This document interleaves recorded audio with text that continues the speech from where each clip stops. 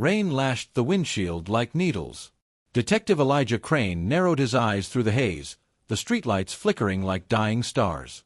The city had never looked darker, or more familiar. He pulled his coat tighter, stepped out of the unmarked Crown Vic, and stared at the apartment complex ahead. Unit 6B. Another body. Another crime scene. But this time, something felt different. They always said Elijah had a gift, an instinct, a sixth sense for catching killers. Some called it talent. Others whispered it was something else. No one knew the real truth. And Elijah had buried that truth so deep, he almost forgot it himself. Until tonight. The elevator groaned as it climbed. The lights flickered, of course they did. Elijah kept his hand near his sidearm. You never knew when a killer might revisit the scene. The door to 6B hung half open. Inside, the room reeked of copper and stale cigarettes. Forensics was already there, dusting, swabbing, taking photos. But none of them had seen the message. Only Elijah saw it. Written in smeared blood on the cracked mirror above the dresser. I know what you did in 1997. Elijah's breath hitched. His heart stuttered once, then pounded like a drumline. He looked around. No one else was reacting to the writing. Hey, he said, trying to sound casual, any of you see this message? The tech looked up. What message, detective? Elijah stared back at the mirror. It was clean. Reality is a fragile thing. Sometimes it shifts when no one's looking. He didn't sleep that night. He didn't even drive home. Instead, he went to the only place that made sense, the archives. The cold, buzzing, forgotten floor of the precinct building. There, under decades of dust and silence, were the files nobody wanted to touch. 1997. He found it. The old case. Sharon Lennox. Age 17. Missing. Presumed dead.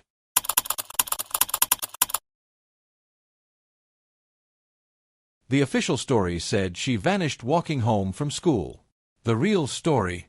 Elijah had been there that day. He was just a rookie, just a scared kid with a badge. And Sharon had known something about him. Something she wasn't supposed to say. He had never told anyone. So who wrote that message? And how did they know?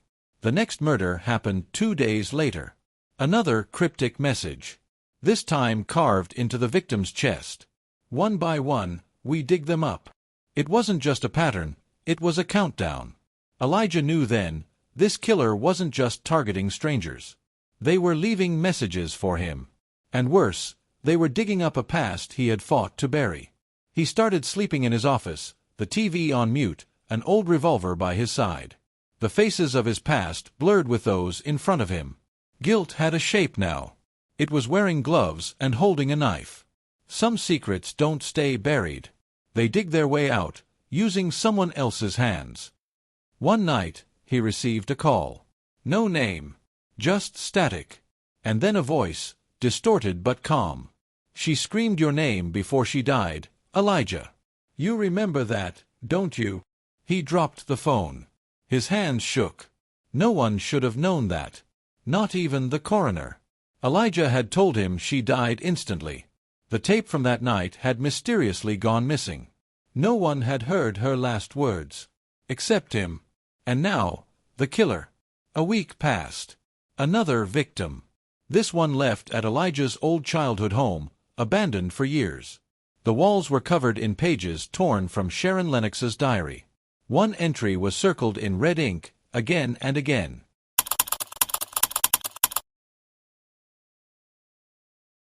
He said not to tell anyone. But secrets are heavy.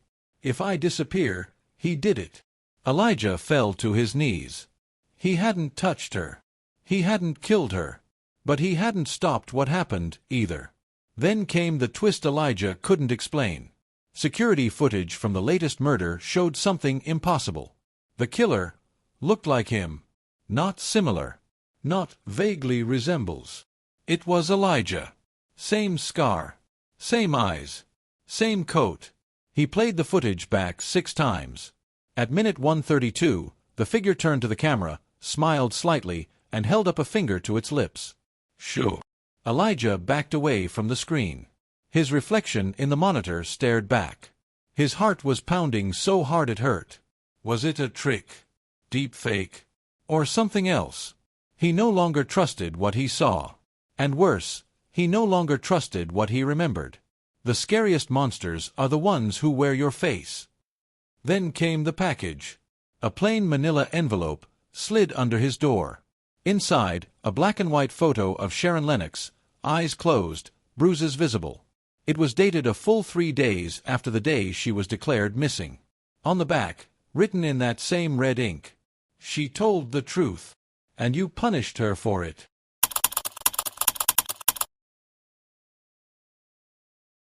Elijah screamed. He punched the wall so hard his knuckles split. Blood dripped to the floor. And beneath it, another message was forming. Not written. Etched. Like the wall itself had been waiting to speak. He's not just a killer. He's a mirror. Elijah wasn't sure what scared him more, the idea that someone had been watching him all these years, or that he had become the very thing he spent his life hunting. He poured a glass of scotch, hands trembling. The ice cracked. In the reflection of the liquor, he saw movement behind him, but when he turned, nothing was there. Just shadows. And breathing. This isn't just about solving a murder. This is about solving yourself. That night, Elijah left a recorder running in his room. Just to be safe. When he played it back the next morning, there was 6 hours of silence. Then, at 3:14 a.m., a voice spoke directly into the mic. "You can lie to everyone else, Elijah. But I know what you did." Click. And now he's running out of time. Out of clues. And out of people he can trust. Because if the killer is someone who knows his secret, if the killer wears his face, then the next body might not be a stranger. It might be him.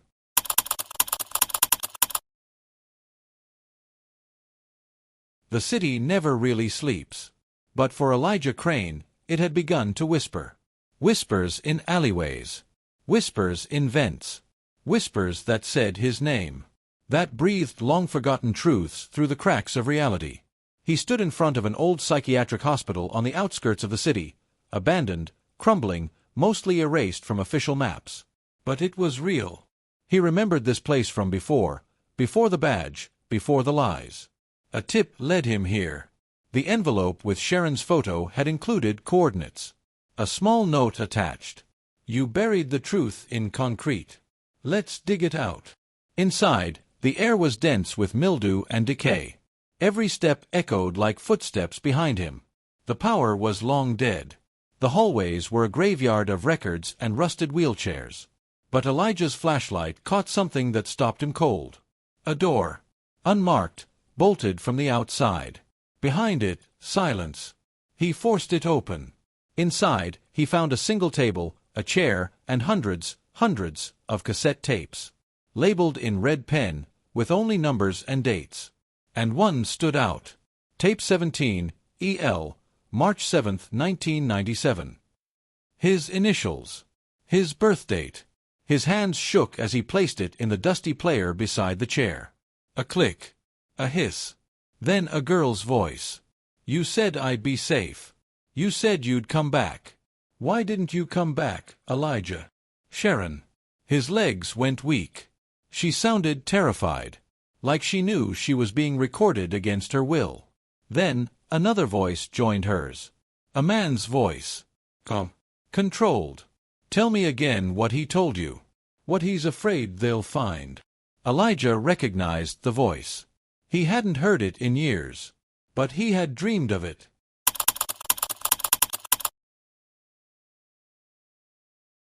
Detective Malcolm Rourke. His former mentor. Dead 10 years. Officially. Rourke had trained him. Had molded him. But Rourke also had secrets. Rumors swirled about his connections to off-record interrogations, black sites, unsanctioned cleanups. And now it sounded like Rourke had been the one who silenced Sharon Lennox. But why use Elijah's name? Why make it look like he had something to hide? Unless Elijah wasn't just a bystander. Unless he had been part of something, and had chosen to forget. He staggered out of the hospital as dawn cracked the horizon. The whispers didn't stop. They grew louder, more distinct. This time they said, "You forgot on purpose. We remember for you." The next crime scene was unlike the others. Not a body. A disappearance. Lieutenant Carson, Elijah's partner for 3 years, vanished from his apartment. No signs of struggle. No forced entry. But on his pillow, a note in blood. He asked questions. That was his only crime. And under it, an old photograph of Elijah and Carson, arms slung over each other, in front of a chalkboard. Elijah stared. The background of the photo wasn't from any place he remembered. Then he saw the blackboard behind them.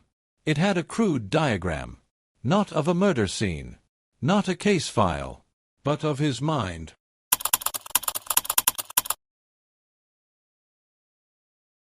A psychological breakdown.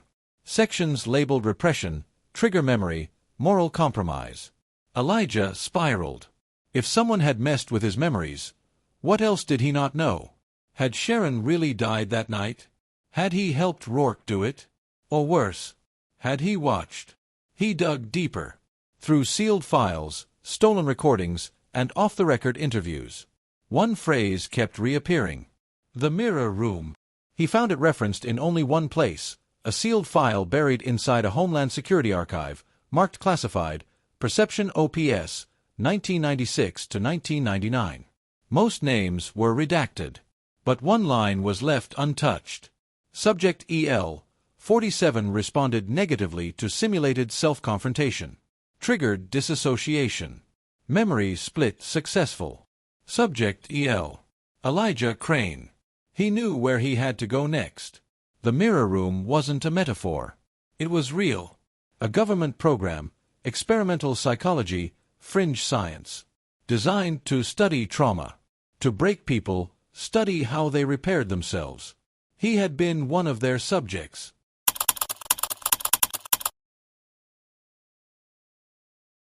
And Sharon had been a witness. Maybe even a fellow subject. That's why she died. That's why someone was now making Elijah relive every moment. Not just to expose him, but to reawaken something in him. He visited the last living doctor linked to the program. A man named Harland Ridge. Retired. Dying of emphysema. Living in a trailer in the woods. Ridge opened the door, saw Elijah, and didn't blink. "You're the one they couldn't erase," he said. "What did they do to me?" Elijah whispered. Ridge sighed, stepped aside. Inside his trailer were stacks of VHS tapes. File folders. Old newspaper clippings. One board held photos of every victim Elijah had seen in this case. "I don't know if you're the killer, detective," Ridge said. "But I know they used you to make one. When truth is a weapon, memory is a battlefield." Before Elijah could respond, a gunshot shattered the window. Harland Ridge fell backward, a red bloom spreading from his chest. Elijah ducked, rolled out the back door, firing blindly into the trees. But there was no one there. Only another cassette, lying in the mud, labeled, "The Day You Became Someone Else."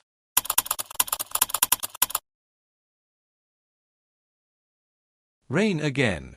It always seemed to rain when someone died. This time, it was Harland Ridge, the last man who might have told Elijah what really happened to him. But now the old doctor was dead. And in Elijah's pocket, still slick with mud, was the tape labeled, "The Day You Became Someone Else." He didn't dare play it right away. Not in the car. Not with his hands still shaking. He waited until he was back in the archive basement, the only place he still trusted. He fed the cassette into the player, hit record on a backup device, and sat completely still. A hiss. Then static. Then a voice. Not Sharon, not Rourke. His own. The tape played out like a confession. Not to the police. Not to God. To himself. A younger Elijah. From before the badge. Barely 20. Broken. Panicked. "I didn't mean to do it. But they said I had to. They said she saw too much. That if she told anyone what happened in the room, the whole program would collapse. I didn't kill her. Not with my hands. But I let it happen. I told them where she was hiding. They promised I'd forget. That the guilt would dissolve. That I'd be someone new. Elijah hit pause. His breath rattled. It had been real. All of it. He wasn't just chasing a killer. He was chasing a version of himself he never wanted to believe existed. And someone, whoever this mirror-faced killer was, had found these tapes first. They were using Elijah's buried truths as breadcrumbs. The next lead came through an encrypted email. No sender. Just a subject line. The tape you didn't destroy.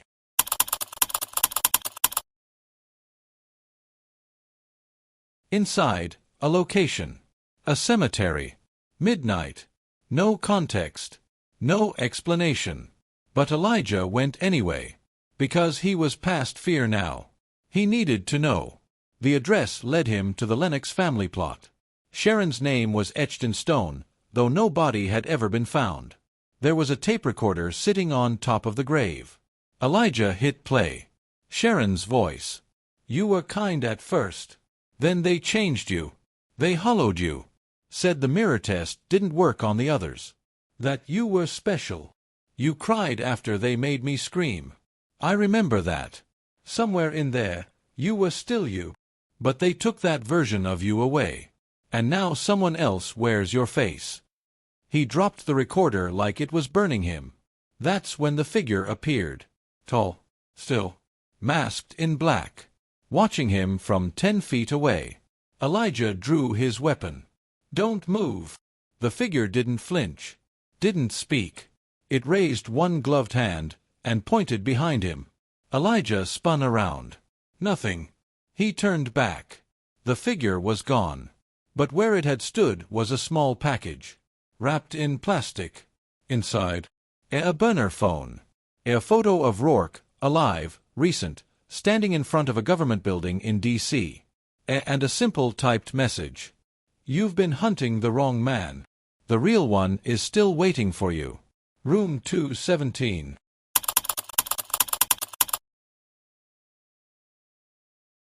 Every story has a beginning. Yours never ended. Elijah had a choice. Go to D.C., confront the man who built him, or keep chasing the mirror-faced killer who had now killed 3, possibly 4 people tied to the case. He didn't choose. Because both chose him first. The phone in the package rang. He answered. A deep, controlled voice spoke. Welcome back to the program, Agent EL, 47. Your memory cycle has reached stage 4. Final confrontation in progress. Proceed with caution. It was the same voice he heard in dreams. The voice that had trained him to forget. The voice that had once erased everything. His knees gave out. He hit the concrete floor of the archives. They were still running the program. He began cross-referencing every location in the tapes. They weren't random crime scenes. They formed a pattern, a map, encoded in trauma. Each location linked to something called perception sync points. Abandoned warehouses, psychiatric sites, archive vaults, and all of them tied to room 217, which wasn't in D.C. It was under the city, beneath a mental health institute long shut down. According to one buried file, room 217 was the core of Project Oubliette, the place where they tested moral splitting, where they broke people so they could be remade. He descended alone. Into rusted stairwells. Powerless halls. His flashlight flickered, casting long, unnatural shadows.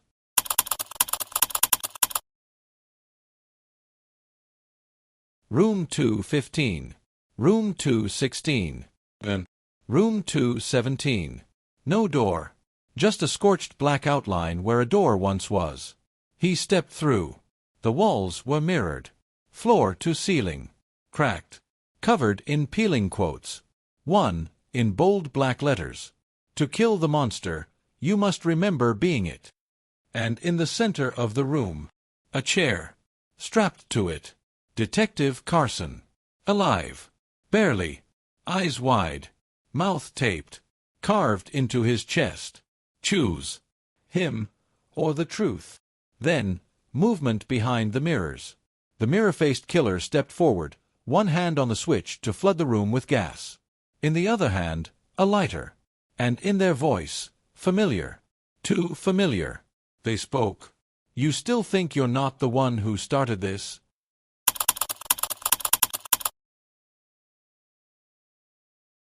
The gas hissed softly into the mirrored room.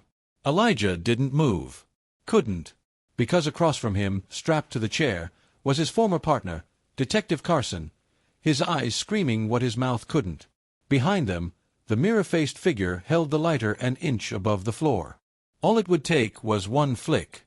"You still think you're not the one who started this?" the voice repeated. But this time, Elijah recognized it completely. It was his voice. Not from his throat, but from a recording. The killer had spliced his old confessions from the experimental tapes. They were using his forgotten past to haunt him. "I don't know who you are," Elijah said slowly, hands up. "But I know what this is." The figure tilted its head. "You want revenge. But I didn't choose this. I was made, just like you." The killer's hand wavered over the lighter. Then they said, quietly, "No, Elijah. You made me. We are all someone else's consequence." They stepped forward, pulling off the mask. And the face beneath made Elijah stagger backward. It wasn't Rourke. It wasn't Sharon. It was another Elijah. Not a twin. Not a clone.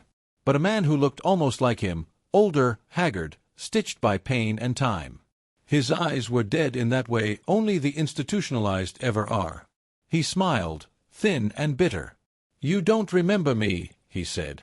"Of course not. You got to move on. I didn't."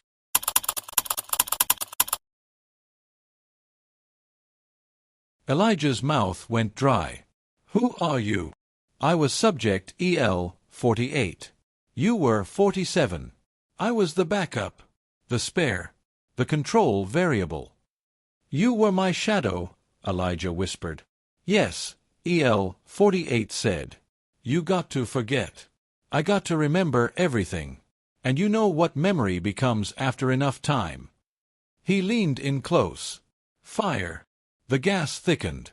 Elijah grabbed a steel rod from the floor, swung it through the pipe, sparking metal. The killer flinched and stumbled back. The lighter clattered across the room. Elijah tackled him, himself, his mirror self. They fought violently, smashing into the glass panels, blood and reflections flying in all directions. Carson was choking, writhing in the chair. Elijah broke from the fight, slashed his bindings, and threw him over his shoulder. But as he turned to run, EL 48 laughed. "You still don't get it," he screamed, bleeding from the mouth. "They're still watching. Room 217 was never abandoned. You're still in it." The room went dark. Then a mechanical click. A projector flicked on, illuminating the far wall. Footage of Elijah, from days ago, watching tapes, talking to himself. Interrogating Ridge. Screaming into the void. All of it filmed. All of it orchestrated. He hadn't been investigating a crime. He had been walking a loop. A programmed loop. Carson and Elijah escaped the room. Barely. Smoke trailed them up the stairs. Sirens wailed in the distance. But outside, something was wrong. The city wasn't as he left it. The sky was too bright. The streets, too quiet. No people. No noise. He turned to Carson. Carson was blinking hard, like he didn't recognize anything.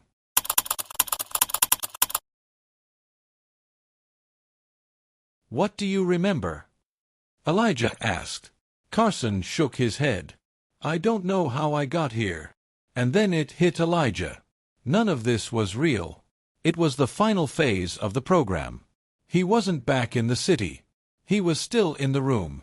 The escape, the fire, the killer, all a simulated delusion. A voice spoke over a PA system, flat, clinical. Subject EL 47 achieved partial memory restoration.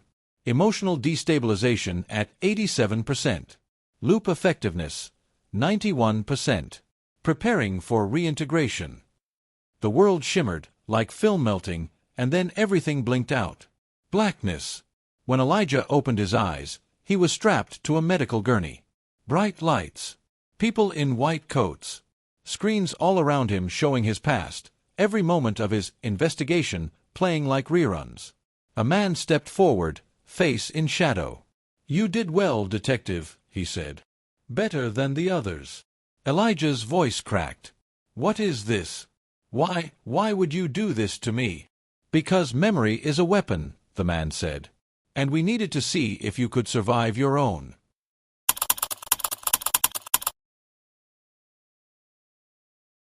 He handed Elijah a folder. Marked. Subject EL 47. Clearance approved. Deployable. Deployable? For what? The man leaned in. What's worse than being a killer?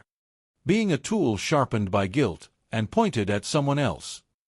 Elijah's memories surged. Not just Sharon. Not just the program. Other operations. Other people he'd taken down. Evidence he'd fabricated. Criminals he'd hunted, who may have been truth-tellers. He wasn't just a detective. He was an erasure agent.